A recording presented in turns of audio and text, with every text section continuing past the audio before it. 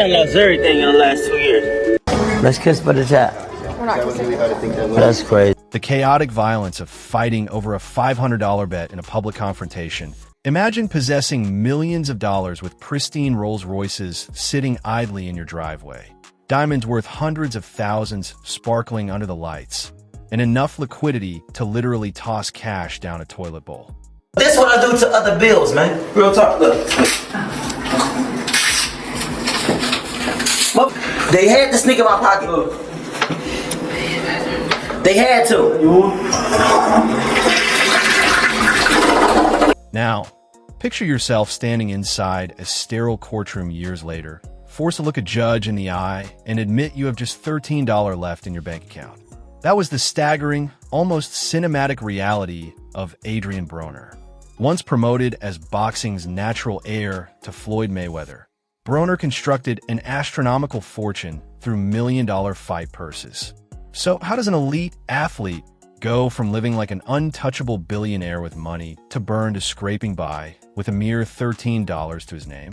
This is the tragic rise, the intoxicating excess, and the inevitable financial collapse of Adrien Broner. To truly understand the architecture of his downfall, one must first look at the staggering heights of what he actually possessed during the peak of the bout billions era. Broner was no longer fighting for modest paychecks. He was commanding seven-figure guarantees per bout, including $1.5 million against Paulie Malignaggi, $1.25 million against Marcos Maidana, and multi-million-dollar paydays for his major pay-per-view events. Over the course of his professional career, public estimates place his cumulative earnings somewhere between $15 million and $20 million. That sudden influx of multi-million-dollar wealth triggered a lifestyle built on pure excess. To witness the problem, navigate his prime, was to step inside a garage packed with automotive royalty. Cruising in ultra-luxury style, his fleet commanded the boulevard with a signature Rolls-Royce Wraith and Phantom, customized with bespoke starry headliners. Flanked by executive Maybach and Bentley models alongside exotic supercars like a Lamborghini Aventador and a Ferrari 458 Italia, his street presence was completely unmatched. Beyond the machinery, his aesthetic was defined by staggering displays of financial bravado.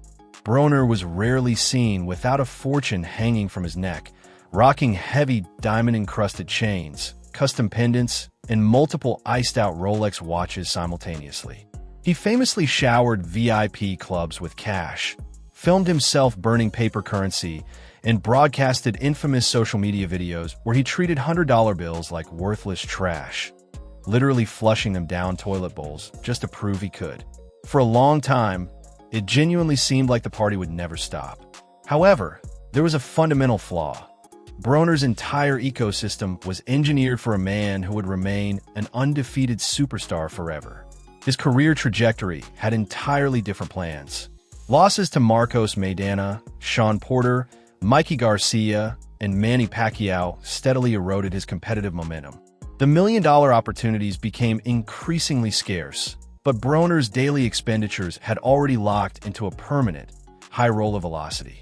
Without those massive championship purses rolling in to replenish his accounts, his lavish spending habits, unpaid tax liabilities, and court-mandated settlements quickly morphed into an insurmountable mountain of financial ruin.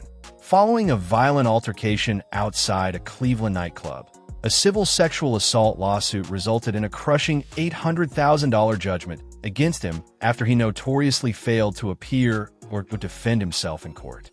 Combined with a sprawling family of roughly 7 children with multiple different women, mounting child support arrears that aggressively drained his remaining liquidity. As the decade turned, the glamorous facade melted away entirely, leaving behind a portrait of astonishing devastation. By the early 2020s, the contrast was impossible to ignore. The man who once lived on million-dollar purses, luxury cars, and diamond chains was now facing bankruptcy filings, relentless creditors, and repossessed vehicles. Then came the number that permanently captured the depths of his fall: $13. Court filings and courtroom humiliation reached a boiling point when Broner admitted to a judge that he had just $13 in his bank account and was struggling to cover the most basic living expenses. That single audio clip went viral, turning into the ultimate symbolic snapshot of a meteoric downfall. Think about that psychological contrast. The exact same man who once flaunted heavy purses and flushed cash down toilets was now standing in a courtroom declaring he barely had enough money to survive. Naturally, that financial instability soon bled into a deeply unsettling personal, legal, and digital spiral. His rap sheet expanded rapidly with multiple arrests, including a DUI in Miami, trespassing charges in Las Vegas, outstanding warrants in Cincinnati, and a Florida arrest for misdemeanor trespassing that made major rounds across sports media. Stripped of his fortune, Broner also began broadcasting his private struggles to the world through erratic, chaotic live streams. Some of those live streams became painfully uncomfortable to watch. In one widely circulated moment, Broner was seen pleading with a woman on camera to kiss him, only for her to repeatedly refuse. Let's kiss for the chat. We're not kissing. That's crazy. I'm not doing that. I'll kiss the child. I'll kiss the child. Kiss the chat. Julian, where's the seasoning? Hey, no. Just like She gonna be a bitch I leave, though. In another, he became involved in heated confrontations with women over money, demanding that they give him what he claimed they owed him. Touch me. Nigga, try to clip you, nigga. I don't give a fuck about that clip, bro. Chill out, nigga. I'll say you the 500, Nah, nigga. nigga. Nah, nigga. Hey, see my 500, nigga. I press a hurdle, gang. Just chill, bro. I don't give a fuck who it is, nigga. I don't play about money, nigga. I got 10 kids, nigga. Send me 500, nigga. Send my 500. Hey, B, there's no... These moments were a stark departure from the image of the confident superstar who once entered clubs surrounded by an entourage and threw money around without hesitation. Now, the cameras were capturing something very different. A fighter whose personal life, finances, and relationships were becoming increasingly chaotic in public. What made these moments even more difficult to watch was the complete reversal of Broner's public image. Viewers watched in shock as he engaged in bizarre online broadcasts, sometimes appearing visibly intoxicated, incoherent, or even vomiting on camera while begging fans for digital donations. He engaged in petty confrontations and indulging in bizarre antics like shaving his beard for jewelry or trading away his personal belongings online. Today, his boxing career is merely a hollow shadow of its former self. He still steps into the ring on occasion, taking fights against lower-tier competition simply because he desperately needs the income. The private jets and multi-million-dollar guarantees are long gone, replaced by a grueling, day-to-day grind just to stay financially afloat. But after everything, the millions, the championships, and the grand illusions of the about billions lifestyle, one profound question remains. Where does Adrien Broner stand today?